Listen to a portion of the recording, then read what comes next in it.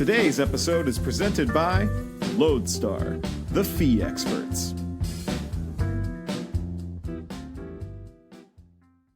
Hi, everyone. Welcome to this week's episode of Lending Leaders. I have a great guest, a new friend of mine, I would say, Nomi Smith, founder and CEO at PMI Rate Pro. Nomi, thanks so much for coming on. I don't think we connected at the MBA annual show, but indirectly did, and we started talking after. So I'm really excited to share your story with everyone, share what PMI Rate Pro is doing, and continue the conversation from there. Thank you so much for the opportunity. Very nice meeting you, and I can't wait to continue working together. Right.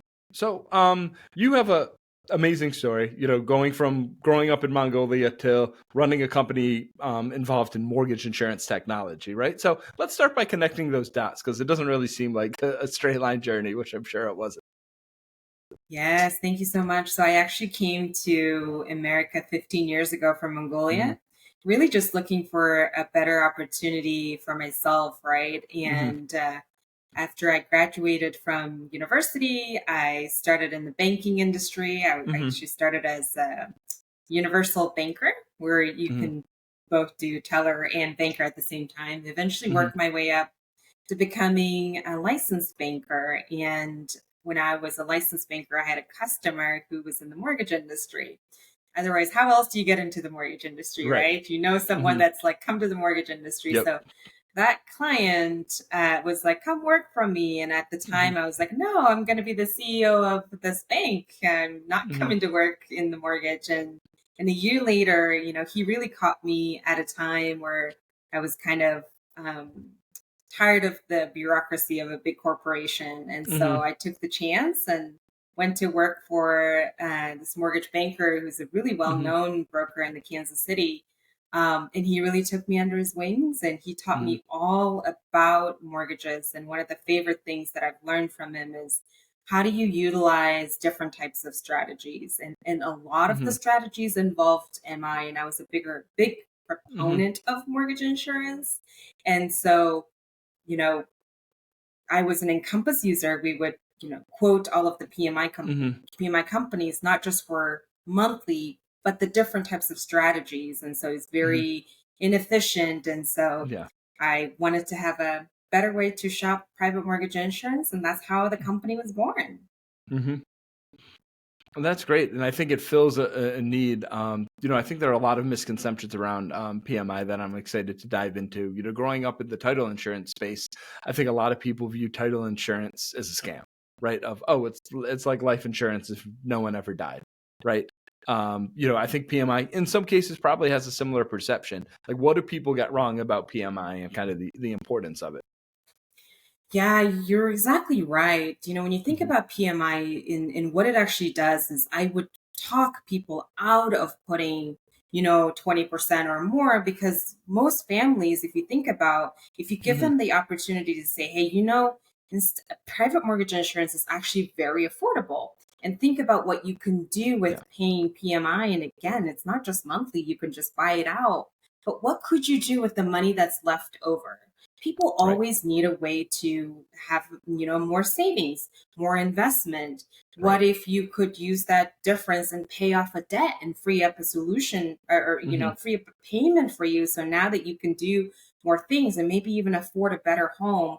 So if you think about what private mortgage insurance does, it's actually really amazing. It enables customers or, home buyers to get into homes quickly, which is, if you think about the American dream, I mean, you want to buy a home, that's how you create wealth. And, right. So with that being said, mortgage insurance it's very underrated if you think about it. And so that's my purpose in this life for me, is to make sure that people understand how can you utilize creative ways, not just the borrowers, but also the lenders.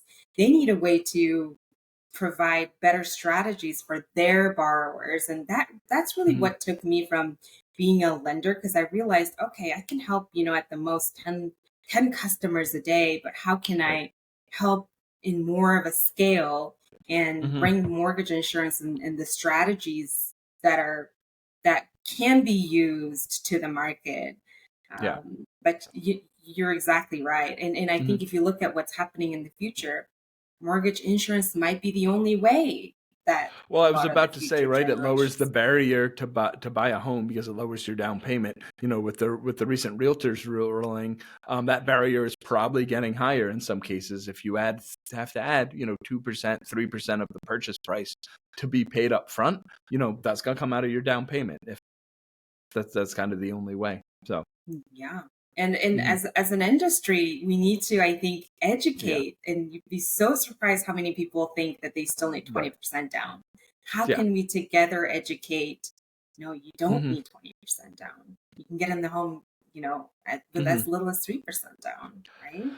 Right. Well, then it's a trade-off. I think it's important to see those numbers and see that. And even, having bought my first house probably about 2 years ago now, I still, don't have a good sense of I know that, in theory, mortgage insurance makes it more likely to put less down and it, reduces the risk to the lender. So they're going to borrow me more money, but lend me more money, I should say. But, the trade-offs of that are still a little bit vague, a little bit tricky too.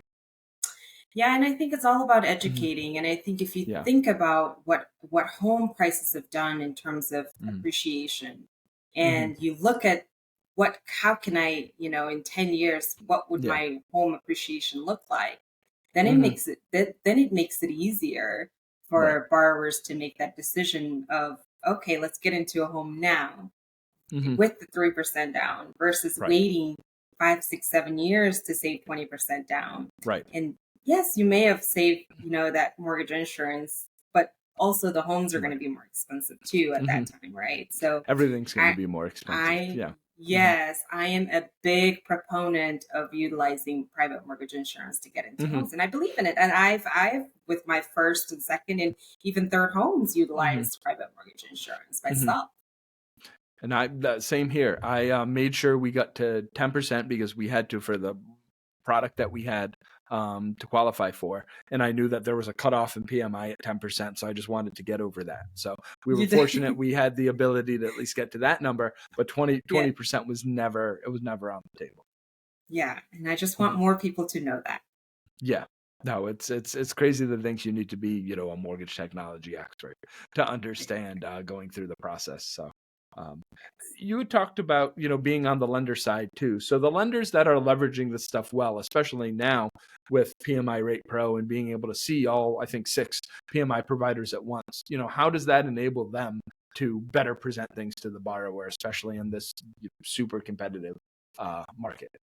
Yeah, absolutely. I think so. When you think about a borrower perspective, I think borrowers just want options. They Hmm. want to be able to say, give me 2, 3 options. Otherwise, if they don't get that, and I think from a lender, that the borrower won't feel educated or Hmm. that you're being transparent. So then it prompts them to go reach out to someone else who might provide that education versus the Hmm. different types of options. So Hmm. utilizing PMI Rate Pro, you can see side by side, what a PMI looks like on a Hmm. monthly basis and a single PMI looks like, right? And so when you see it side by side, we've also built in a sandbox where the lenders can actually compare, right? What's it look like on a Hmm. monthly? What's it look like on a single? And then Right. what's it look like versus FHA? And when I can be in front of the lenders, now hopefully the lenders are learning to say, Hmm. you know what, I do want to provide these different options. And now the Hmm. borrowers getting presented with 2, 3 options. Right. And so you're less than likely to be shopped, by another lender if you can just present different types of strategies for the Hmm. borrowers. And so I just, our company makes it easier for the lenders to say, here's what it would look like on a monthly, here's what it would look like on a Hmm. single, and then comparing all 6 of them, what's the smart pricing strategy that they can utilize on the monthly and then Hmm. the single. Yeah. And one of the things, I mean, I really preach like using technology to be more consultative in working with your borrowers, right? I think, technology isn't a crutch, it isn't a silver bullet, but it's a good tool so that you're leveraging it to do the stuff that's important, like building a relationship, sharing your expertise. And I think that's a great way of doing that. Yes, thank you. And I Hmm. think we Yeah. we all want transparency, right? Hmm. transparency makes us feel heard and makes it easy for us to buy. Yeah. And so our Hmm. technology Hmm. enables the transparency, and it Hmm. helps the mortgage lender also Hmm. feel like they're providing transparency Yep. to the borrowers as well. So there's a couple questions kind of coming out of the conference that we were both at. I know everyone was continuing to say, stay alive till 25 or survive till 25, right? What are your thoughts, having been on the market in a while, around the market for a while, and talking to lenders now? Are you buying, like, let's just hold on for dear life for a year, or what do you see as the opportunity as we're entering 2024?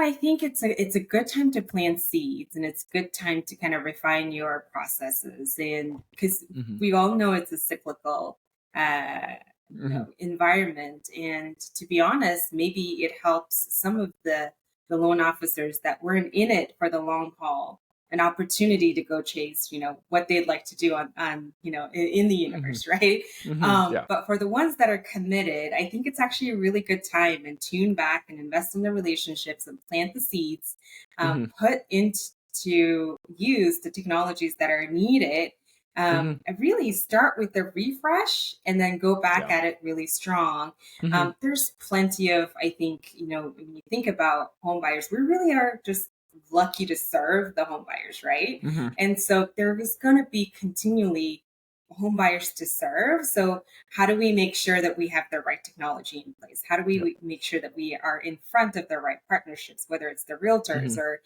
the other types of Right. relationships that you can invest into? And I think actually it's a really good opportunity for lenders that are looking the long term. Hmm. No, I would agree. Like, if you're able to, plant the seeds, like you said, in this market, you're going to be well suited to scale, to see an increase in business, and also not have to just throw people at a problem, as we see a lot of companies do. And then you're on the other side where you have to lay a lot of people off, and there's just the human capital, the time, the money, the resources. Like, it's just one of the things that I probably dislike the most about the industry is, how many companies kind of rely on that, which is difficult. I know. And speaking of new technologies, I have to give a shout out to our marketing manager, Tim Austin, who found this on your LinkedIn.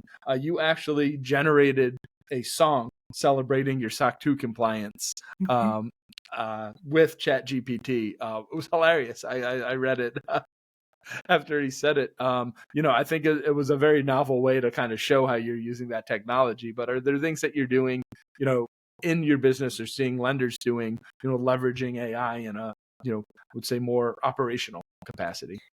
Yeah, absolutely. So when you think about who we are, we're a technology company that's Hmm. hyper focused in the PMI, and that's all we focus on.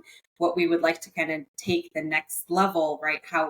And this Hmm. was just like, I could think it, but I could never get it done. But I Yeah. think with the advancement of technology now, Hmm. it's Yeah. getting more and more possible. So imagine a day where you'd be able to share with an AI, right? Okay, here's a profile of a customer. Give me a few different strategic ways that we can utilize PMI into it, right? Hmm. And so and the AI will be able to kind of spit out and Right. says, here's the different opportunities. And then you can even talk to the AI and say, Yeah. okay, well, what's the benefit for this barber versus putting 20% down? Or Right. when will PMI go, fall off? And so those Yeah. types of educational things that can be thought of, but maybe the Hmm. mortgage lender's not thinking of that. And so I want to make that easier. So that's the investment that we're making into today to bring a product like that to the market. Hmm. No, I think that's great. And I mean, my first thought, in you describing it is, what does the loan officer do, right? But in actuality, they're still the ones who need to present it, who need to talk to the borrower, who need to build that relationship. It's just saving them a whole lot of number crunching, and probably things that they're not even doing now, with being able to get that information together, analyze those cutoff points, and really present it in a meaningful way. So I think that's a great, marriage of AI, of the technology, and then being able to leverage people on what they should do the best, which is, build relationships and present expertise. Because even if AI is able to, beautifully analyze this and set it out, a borrower doesn't know much No. going into this process. I have friends who have masters in finance and are still scratching their heads and getting things wrong going through the home buying process. Yes, you're 100% Hmm. correct. So last question that we have is at Lodestar, we love celebrating, things that inspire us. The name Lodestar is a guiding light, a northern star. That's what came up with the inspiration for the company name. So what's that for you? What is your kind of, guiding light that gets you up and going every morning, starting a business, dealing with this, even with an infant and everything else on your plate right now? I think we all get pulled by a big vision. And when you look at the company, people are always asking, like, what's the big vision of your Yeah. company? And so for me personally, it's how do I leave the world a little bit better than I found it, right? And it's the career path that I took that kind of really accidentally put me on this technology founder path. Right. And I think there's plenty of problems that we can solve. And really, I just want to make sure that home buyers through the lenders get better educated that to utilize PMI to get into homes. So when you think about, your kids and my kids, I want them to have a better way to get into homes sooner, because I truly believe owning a home is the way to building wealth and living that American dream. So how can I leave that to not just myself, my generation, but their generation? Right. And so, but technology is moving super fast, right? And so how they're going to be dealing with technology is going to be completely different. But in the meantime that I am in my shoes today, what can I do today to help, the generation that are buying, purchasing homes today? And so that's what drives me. And so that's what gets me out of bed. And this, running a startup is not easy, or company, right? Not, is not easy, right. but hey, when you have a bigger vision pulling you, like, you show up. And so I'll continue to show up. And so I don't know if that helps. And the interesting thing is, though, as I've continued to show up, the right people have showed up for me. I just, like, every step of the way, like, where did you come from? Right. And so, I'll continue to be open. Yeah. You put that energy out there, right? It's amazing. There are a lot of no's, I'm sure, and you just kind of have to ignore those, which isn't always easy. But I think that's, beautifully said, right? Like, let's just make this super complicated process a little bit easier day by day. And hopefully by the time our kids are buying homes, they can do it, sooner and in a more efficient fashion than it looks like now. Yes, I'm really excited and honored to be a part of that too. Well, I'm honored to have you on the podcast. You're a phenomenal guest. Is there anywhere that people can find you as we sign off here? Easiest way to get in contact with you? Yes, reach out to me on LinkedIn. You can really easily look at Nomi Smith, and our website is www.pmiragepro.com, and I'm easy to get a hold of. Great. Yep. And very friendly, as we've seen here. So we really appreciate your time, Nomi. Looking forward to having you on in the future. I appreciate it. Thank you so much, Jim. Yep. Have a good one.